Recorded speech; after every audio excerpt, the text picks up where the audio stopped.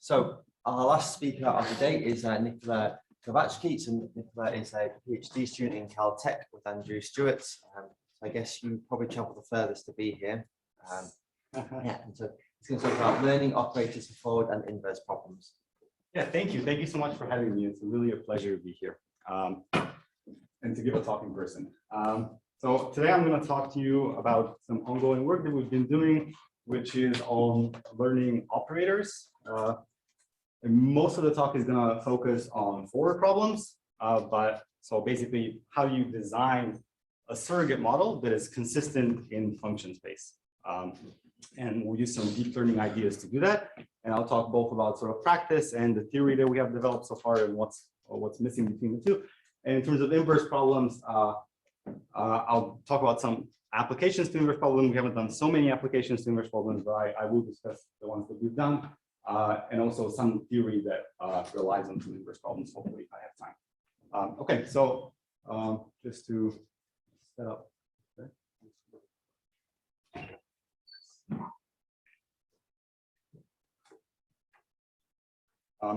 Yep, so I'll just give you the problem setting and I'll sort of motivate why we want to learn operators the way that we want to learn them, and sort of what people have been doing currently in machine learning, and that may be why that's such a good idea.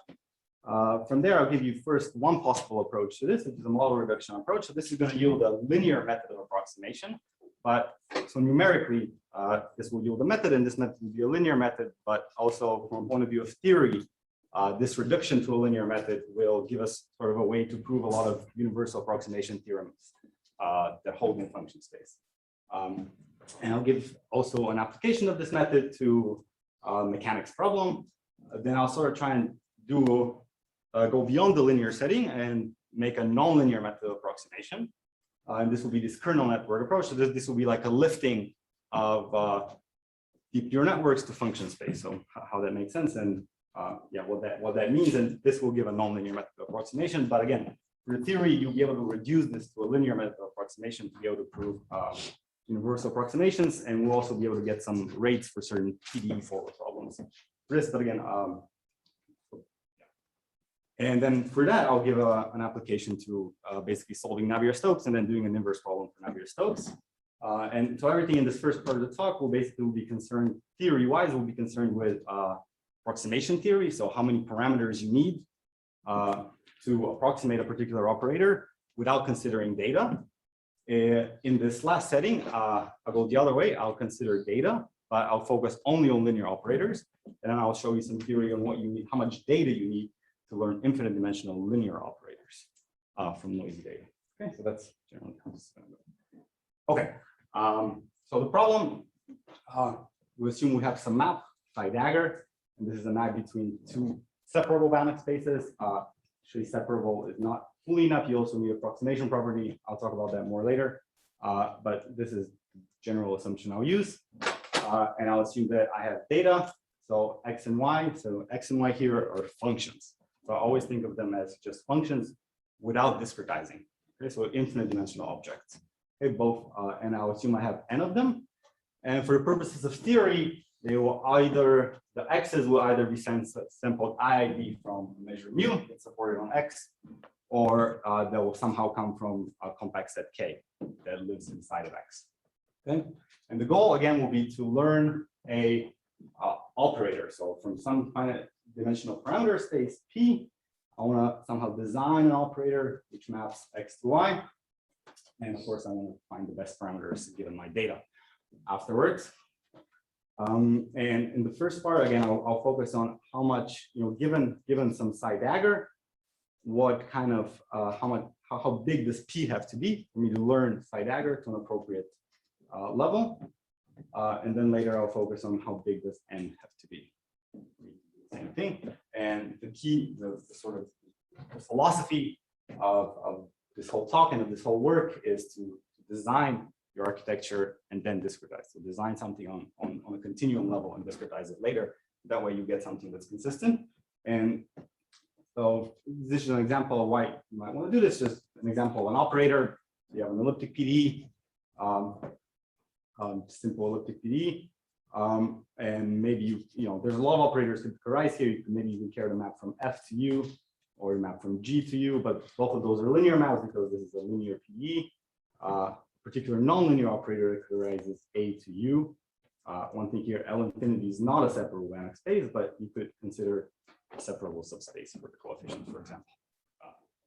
It's not really, we're not going to consider usually the whole function spaces anyway, so that's not a problem. And again, we're going to care in terms of approximation error, we're going to care about either the error in this buffer norm, where we draw the samples, the input samples from a measure mu. So the reason this could be hard is because mu could be unbounded.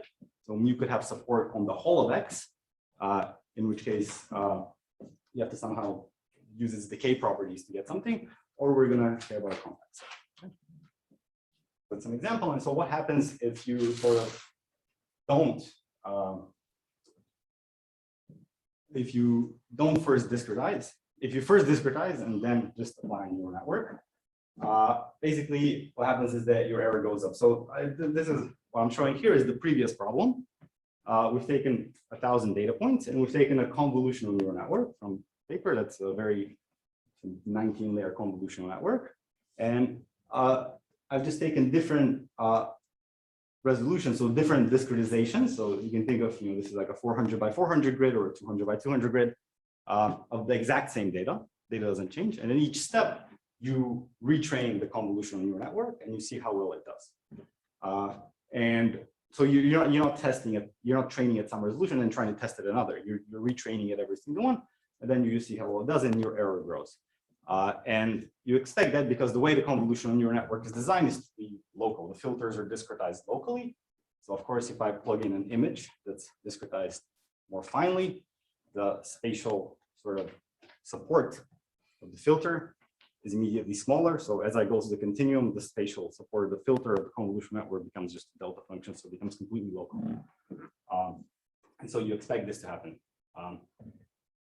And so what really I would want to do in this is design an architecture that can flatten this. So why would I want to flatten this?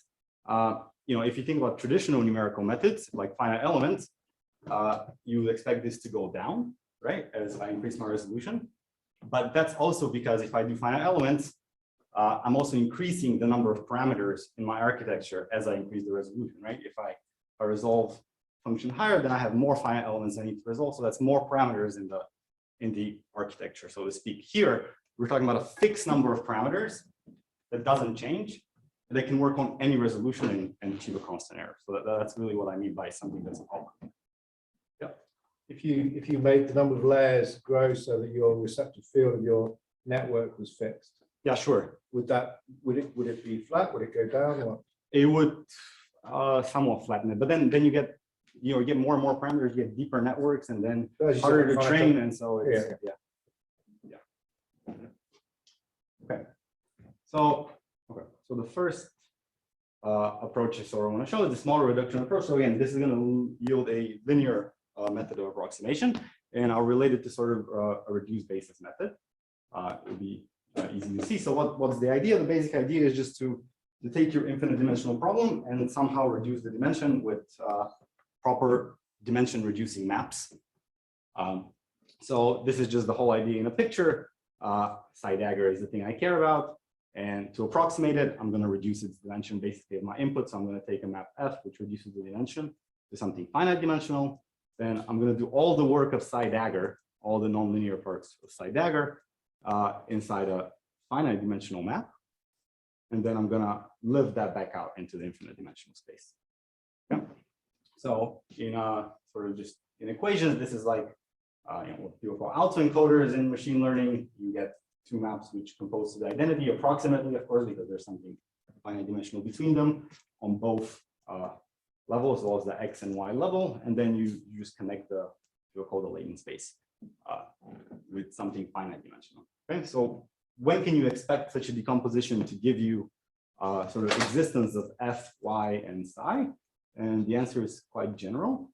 So if I have two separable Banach spaces with the approximation property, so approximation property just means that for every compact set of the Banach space, there exists a finite rank operator which approximates the identity.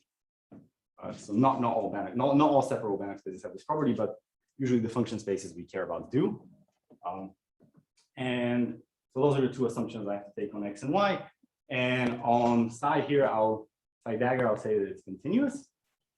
And if this is the case, then for any compact set, I can find bounded linear maps, fx and gy, for some unknown dimensions dx and dy, which are finite, and a continuous map phi, so that the composition that I showed you before approximates psi dagger up to accuracy. Okay, so I need really very little assumptions for the composition I showed you before to work.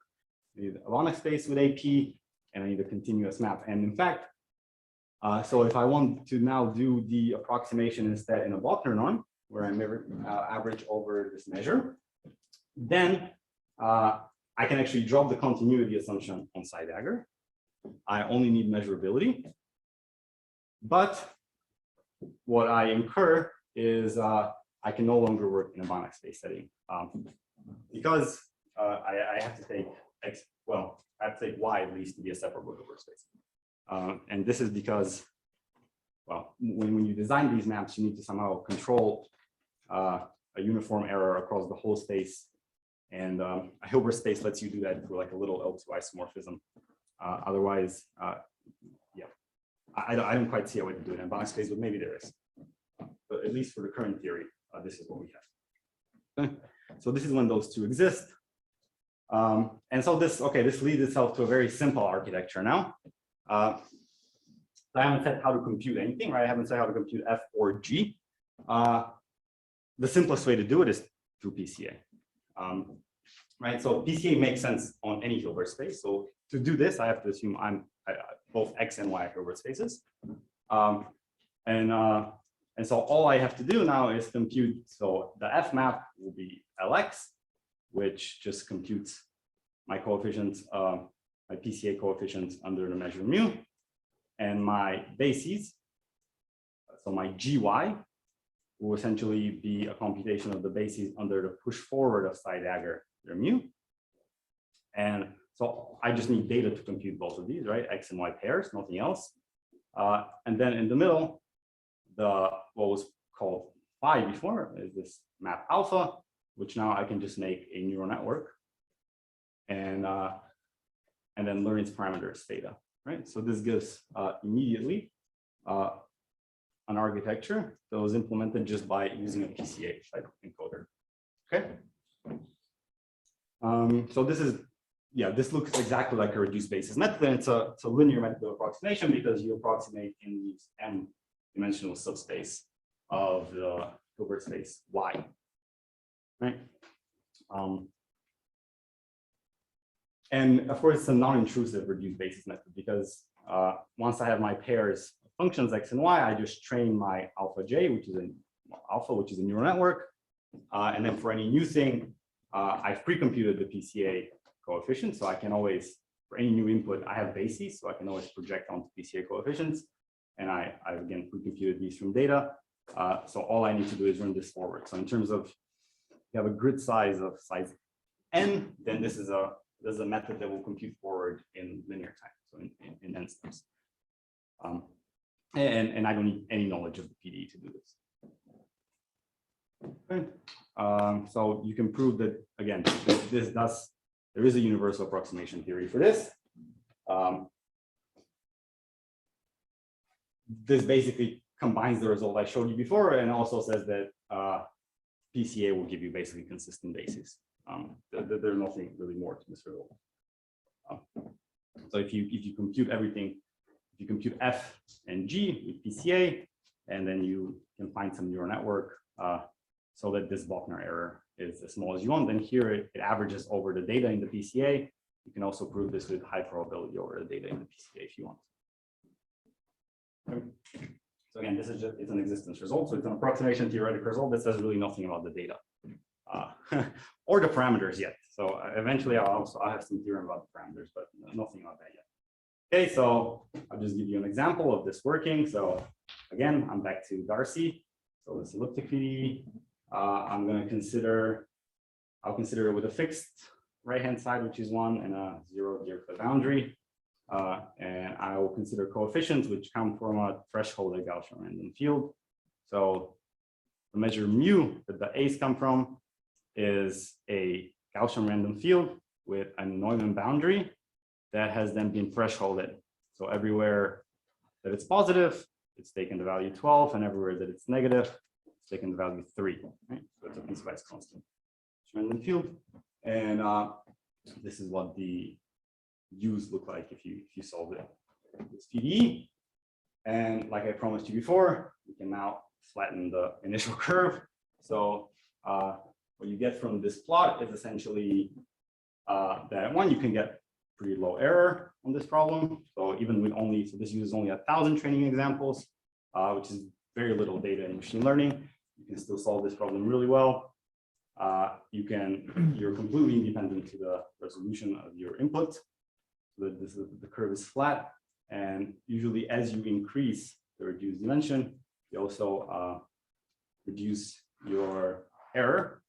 But you have to be quite careful with this, because eventually you will actually start to increase your error. And that's because you have a fixed number of data.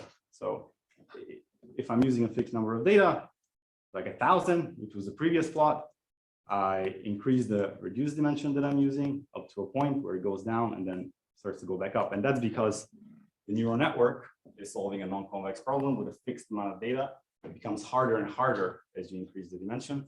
And so eventually you're going to start to do worse unless you add more data to your problem. So if you add more data, then of course you push all these points down and you flatten out eventually. So you always have to be careful with how you relate the reduced dimension to the amount of data you actually have. So there's some optimal sort of thing that you don't really know a priori. Okay, so this is this linear method, and I'll just talk about it quickly about an application of this method to a problem in crystal plasticity.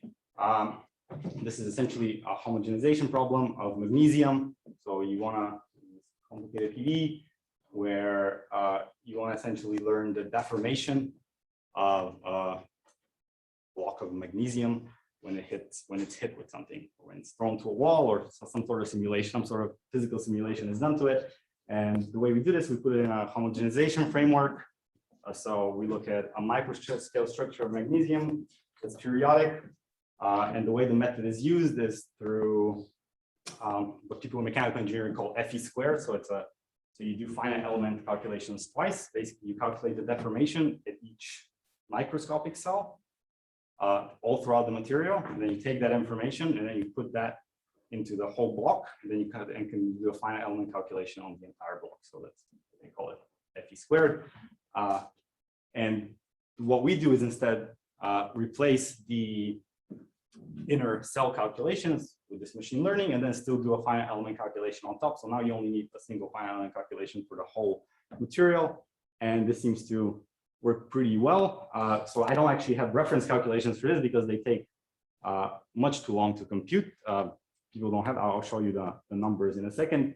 But this is this piece of magnesium being hit with what is really a bullet at different speeds. And you see how it deforms, and you can plot sort of the pressure field, the stress field of the material throughout.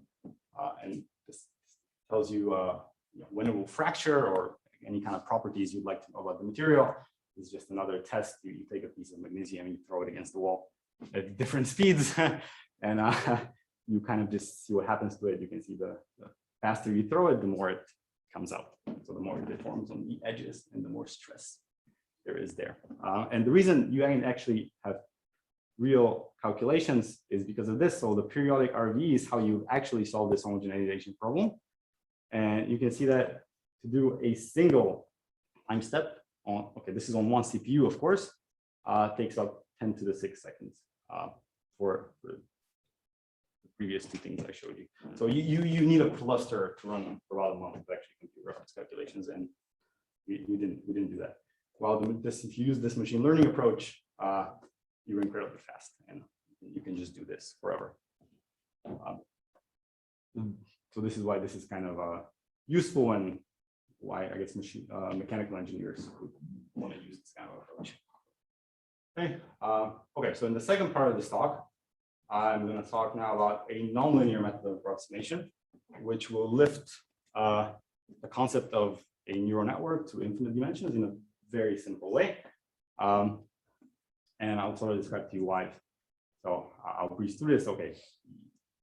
If you have a solution manifold of this knapsack dagger, but it's a very nonlinear manifold, then you need a very, very large linear space to be able to approximate it well. And so you don't want to do that. You want to actually approximate the manifold in a nonlinear way. Okay.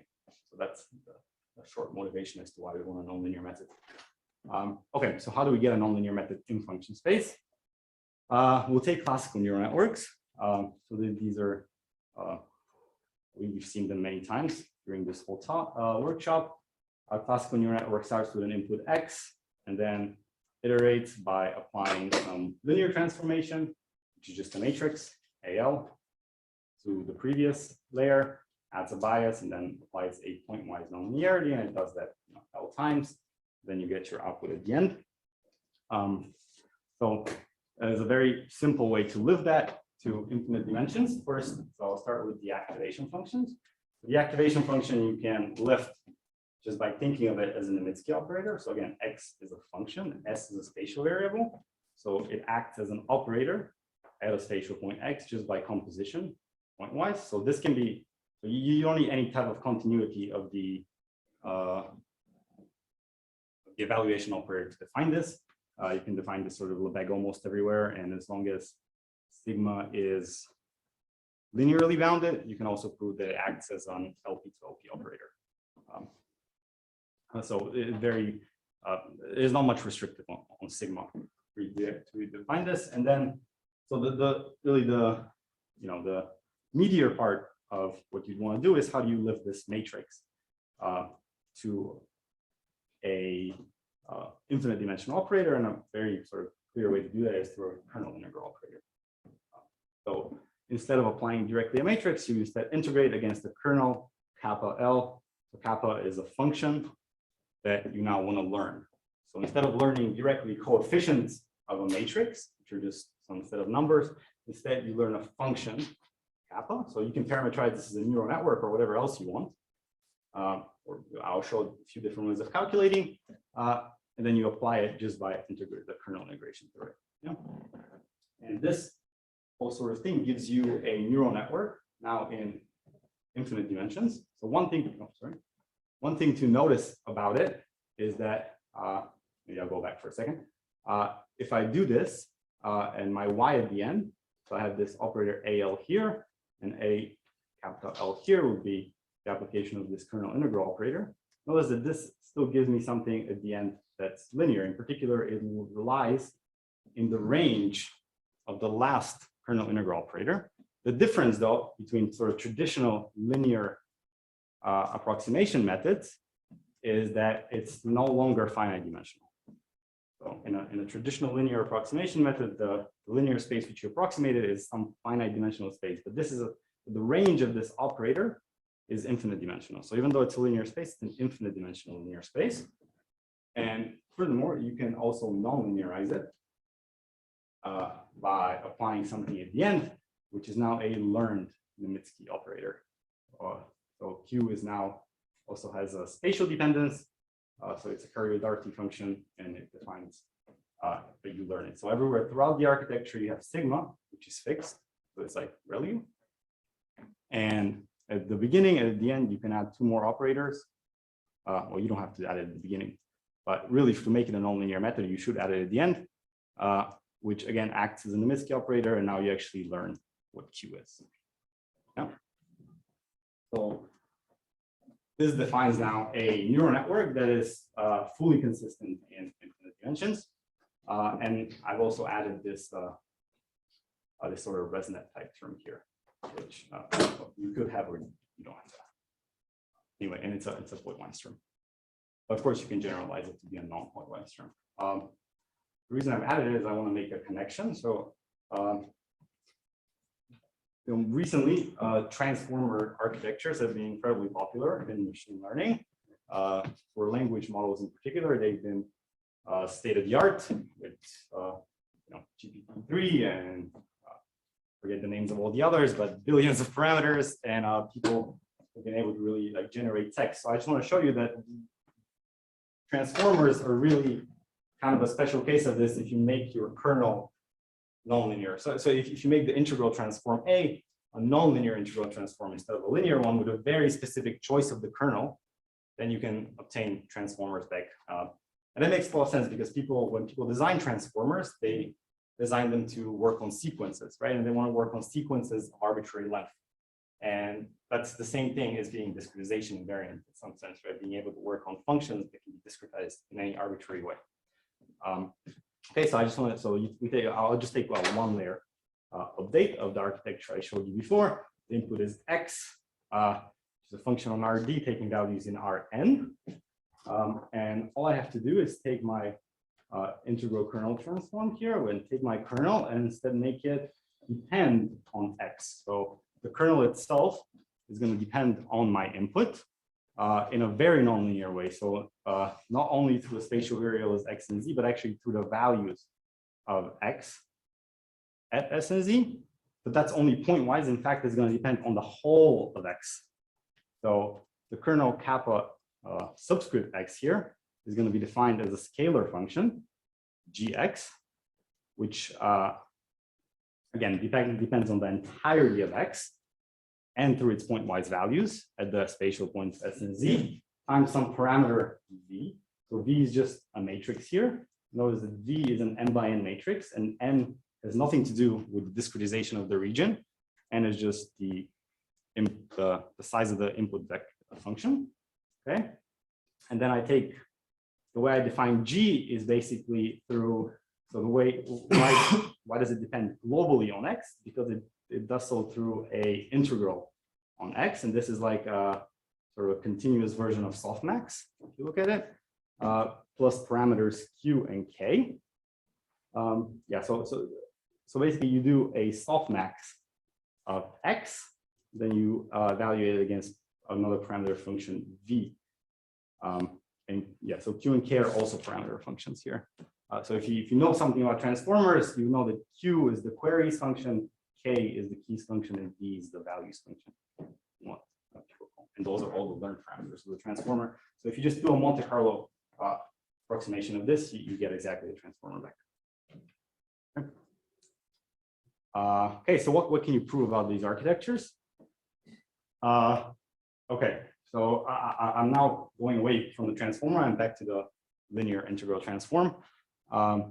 So the reason sort of, now I've sort of made things more specific. I've taken a kernel integral transform. So that means now I have to work on function spaces that are on domains. So I can't work on general bounded spaces anymore.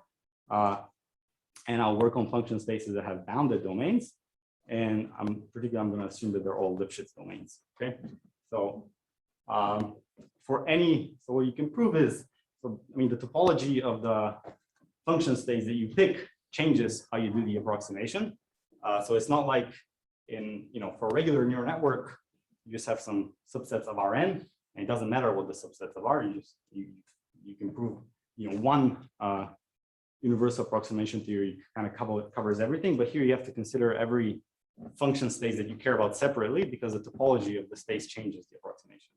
Yeah, and so as a universal approximation theorem, what can you prove? You can prove that if your input space is LPE or a Sobolev space or continuous functions, and your output space is similar, including the continuously differentiable functions, and your side dagger is continuous, then over compact sets, you can approximate uniformly. So there exists an architecture that you can do that. Similarly, in the Bogner space setting, again, you can take your input space to be Lebesgue, Sobolev, or continuous, your output space to be Sobolev, but now a Hilbert space, like I mentioned before. And again, you have a universal approximation theorem that says you can approximate anything over a measure, even with an unbounded domain. Okay. Okay, so that's generally what you can approximate. So how do you compute? I haven't said anything about computation. Generally, this is not super cheap to compute because you have this sort of n squared term here. So you have to find a way to deal with that. when you're actually on a grid and you discretize. So we've had a lot of ways to compute. You can basically restrict the supports of these kernels to make them smaller. I mean, that doesn't overall lower your complexity. It just it does it by a constant. You can do general Monte Carlo sampling inside this domain. Again, that only lowers the computational complexity by a constant. Things that will asymptotically lower the computational complexity are things like the fast Fourier fast multiple method. But that requires sort of some assumptions on what kappa can be. The thing that has been particularly successful is actually going into Fourier space. So if I assume that my kernel kappa is now translation kernel, and I parametrize it, instead of I physically parametrize it directly in Fourier space with some fixed number of components, then I can compute this integral explicitly and directly in Fourier space by a fast Fourier transform. And now that's an n log n method, right? So I reduce the cost significantly. And also it's something that works quite well in practice. Okay, so I mean, when I make this change, of course, the theory that I just showed you doesn't hold anymore, because everything relied on the kernel being a function of s n z. Now it's a function of s minus z. So that changes what you have to do. But again, you can prove universal approximations. So because we do things in Fourier space, it's natural to sort of work on the torus. But this theorem also says that you can extend things outside of the torus. So this theorem has really two statements. So again, I'll start with a bounded Lipschitz domain that's going to be contained inside a periodic box. So I can take a box, take any domain, embed it in a box of any size. And now this theorem says two things. The first thing it says is that there is a linear periodic extension operator on any Hilbert-Sobolev space. So what this means is that there just exists an operator that will take a function on a domain and produce a function that looks exactly the same inside the domain, but is periodic on a box that is bigger than the domain. Okay. So that's the first statement of this theorem. And the second one is that if I have a continuous operator on this a side dagger, again, acting between these two Hilbert spaces, then for any compact set of this space, I can find one of these Fourier type parametrizations. So I'll call this an FNO, a Fourier neural operator. There exists one so that I can approximate, again, uniformly with a composition through E. But again, I'm not telling you how to compute E. So if you have a periodic function, so if you're just working on the torus, then E is just the identity. Otherwise, you have to have sort of find some way to compute E. But it does exist and is linear. Okay, so again, none of this has anything about rates. In fact, in general, for general operator side dagger, the rates can be arbitrarily bad for this problem. So you can find examples where the rates of approximation are sort of doubly exponential, if you like. So you need, if epsilon is the tolerance, you need something like epsilon to the minus epsilon to the minus epsilon something. That blows up, doubly exponentially. But for particular cases, you can actually prove that you can get efficient approximations that do beat the curse of dimensionality. So here's first I'll take Darcy on the torus. I'll assume that my coefficients are sort of regular enough. So I have some embedding, and I'll assume that they are coercive. Okay, so these are the two assumptions. And again, I'll take the operator to be the one mapping A to U.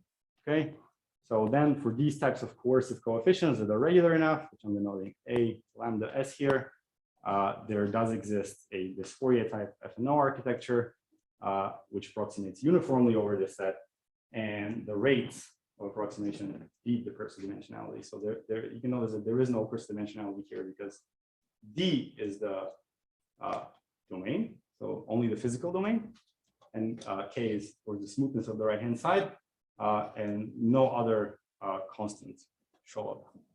So you're doing something in an infinite dimensional way without that infinite dimensional thing showing up. And you can do that. You can do the same thing with Navier-Stokes or Euler. Of course, you have to assume that so AS here now is a set of initial conditions where the solution exists and is bounded and doesn't blow up. So you just make that as an assumption. And then once you have such initial conditions, then you can again prove that you can find this type of FNO where your rates of approximation beat the curse of dimensionality. No? And the essential method of proof for these is emulation of pseudospectral methods. You write out how a pseudospectral method will solve it, and you look at your sort of operator type method, and you see exactly how you can mimic it. Then you can match those two up and get precise rates. Okay. Okay, so I'll just give you a quick example again of this working on a simple equation. So there's burgers with viscosity in 1D. The problem that I care about is mapping the initial condition u0, the solution u at time 1. So I'm not doing a time dependent problem. I'm basically getting rid of the time by just mapping the initial condition to some final time that I fixed. And that's how the theory for Navier-Stokes worked as well. The operator is again a mapping of the initial condition to some final. Okay. Just an example. So this is a Gaussian random field as an input, and you get this sort of characteristic, almost, well, not a shock because you have viscosity, but almost shock-like solution. Okay. And the output, and again, this is a very overloaded graph. I apologize about that, but the thing you care about is this bottom line. So this is this FNO operator. Again, so we compared it to a bunch of other things, and sort of it does the best, and it also flattens. You do this at any resolution of a function, and you get the same consistent result. Yeah, so it's a true operator method. I'm going to skip that. Okay, so a better application to turbulent flow. So now I'll do this same thing, but I'll do it for Navier-Stokes. So the operator I'm going to care about is this one. So I look at Navier-Stokes, and I look. So this is in the Leary form with the projection operator, and I'll look at the a forcing of, I don't know what it is in the Leary form, but it's a Kolmogorov flow. So a forcing of like -4 sine, something that just continuously inputs energy into the like Fourier mode. Okay, so that's known as a Kolmogorov flow. And the operator of interest will be the one that maps the vorticity. So the vorticity is the curl of the velocity u, and the goal of the operator will be to find given some initial vorticity, the vorticity at a later time. And in fact, we're going to do this in two ways. One will be just as a direct mapping, and one will be with a mapping through time. So you can actually approximate the vorticity at all times by viewing this as a sort of a 3D method.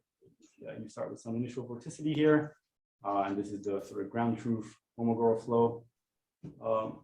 Happens then at the bottom, you predict the whole sort of trajectory of the flow. This is only down with 1,000.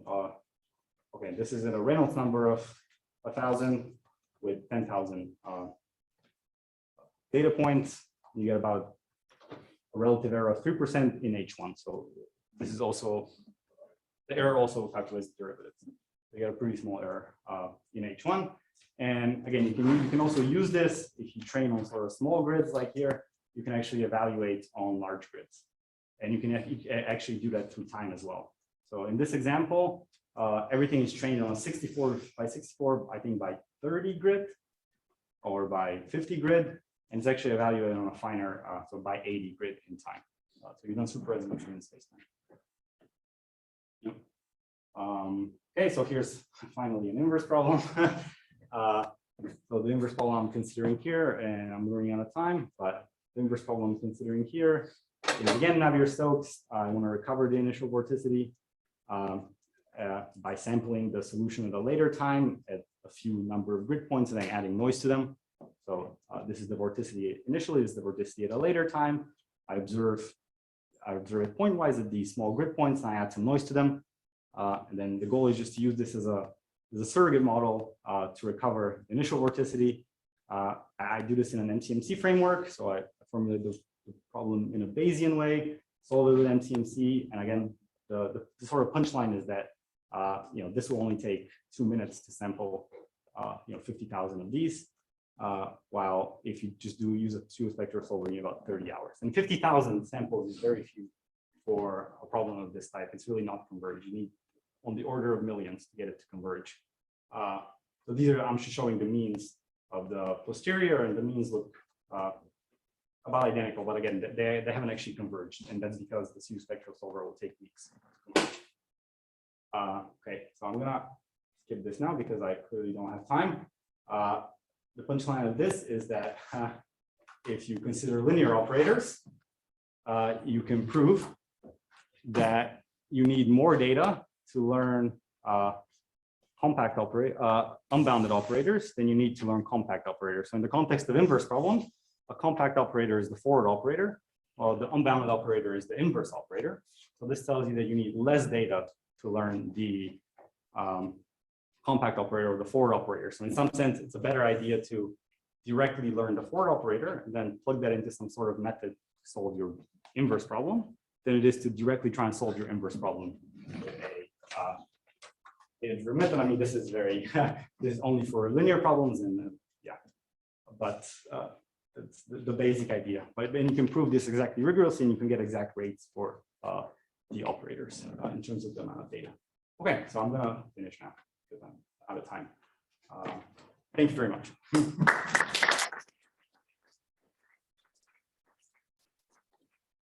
Very much. Are there any questions? Okay, Yuri. Thank you very much for the talk. I'm wondering about your error estimates or convergence rates for those PDEs. Okay. We had a few talks in this workshop and also in this program by Y0E, for example, and by Vasco, I believe, on function spaces of neural networks, like these F1 spaces in Francis Bach's paper. They also go under different covariance spaces. Yep, covariance spaces. Yeah. And one of the things that came up in these talks is that, especially in relation to PDEs, is that it is hard to say when a solution of a certain PDE lies in these spaces. Do your results on these approximation rates relate to that? No, they don't. So that's quite different, right? So in those settings, you have a solution to a PDE, and you parameterize that solution by a neural network. Then you try to see how many parameters you need in your neural network to get this solution. So this is quite different. I'm actually parameterizing the operator itself, and then trying to find the operator. So it doesn't, yeah, it's really not related. Sure, but does the operator have to be in a certain class, in a certain space of operators? No, only continuity with a given. So I'll go back to the result. The general result is, so this is the general result. So the operator has to only be continuous, no other assumptions on the operator, and a mapping between any of these spaces. And then you have these results. And then, okay, to get actual rates, you need to actually, specify what the operator is, like here. But I mean, this operator is, it's just given by the PDE. It doesn't need to be in any variant space. Yeah. Thank you. Yeah, thank you very much. Great talk. And our team takes a lot of inspiration from your papers. And if you now relate the last part of the first one, if you go to Darcy's equation and input U and output A, so solve the inverse problem. Did you do some numerical examples of that? Look at that. This is the slide I skipped. Okay.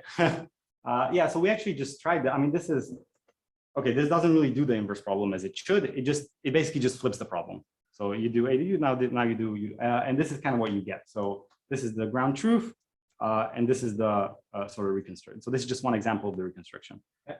It does pretty okay. And then this is this Fourier thing. So it's working with something that has a Neumann boundary and is non-smooth.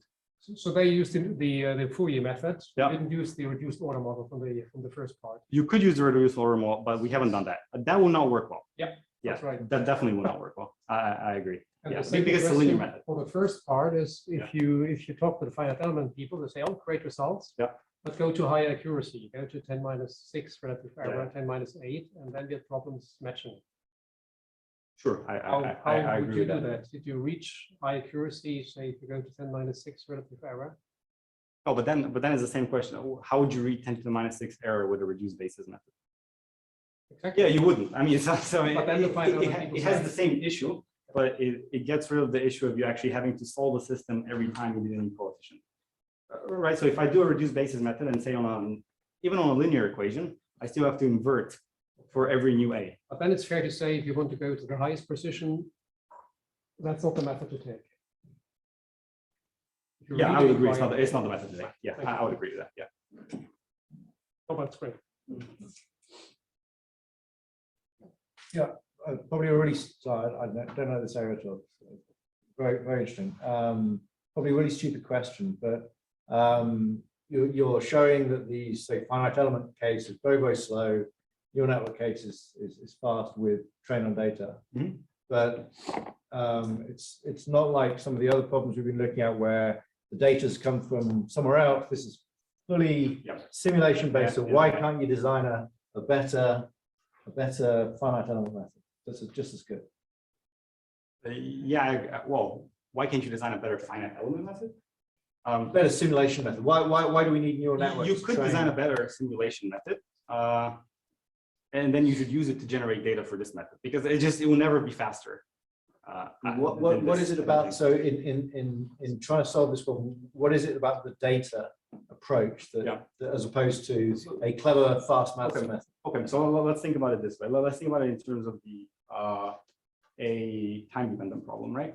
So if I try and solve a time-dependent problem like this one, with a let's say a pseudo spectrum method, how would I do that? I would discretize in time, and then at every step I'll have to solve a system and so on and propagate that right forward. So I'll have to, the time discretization here and the amount of sort of steps I have to take will be very, very large. Maybe I'm asking it in the wrong way. I'm not saying why are current methods so slow, but I mean from a philosophical point of view, everything has come from the model, and you've come up with a method that through simulating data and then training is super fast. That suggests that there exists a method that is super fast. I agree with you. There possibly does, but this is also not only applicable to things that come from models, right? Everything I've said is data agnostic, so you could do this on images or on things that don't have direct models. Yeah, no, I was just interested. Philosophically, I agree with you, but that doesn't mean you can come up with it. Okay.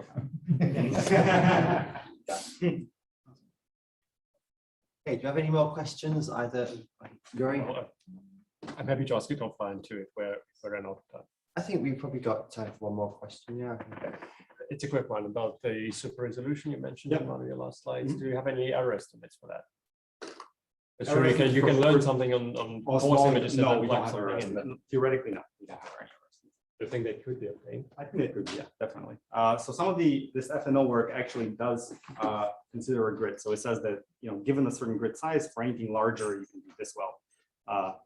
So I think you may be able to do some theory where you flip that. So for anything smaller, maybe how much error you incur. Yeah, but we don't have that yet. Okay, so I think we've reached the end of the day. So thank you very much to Nikola and to Marta and to all the speakers today.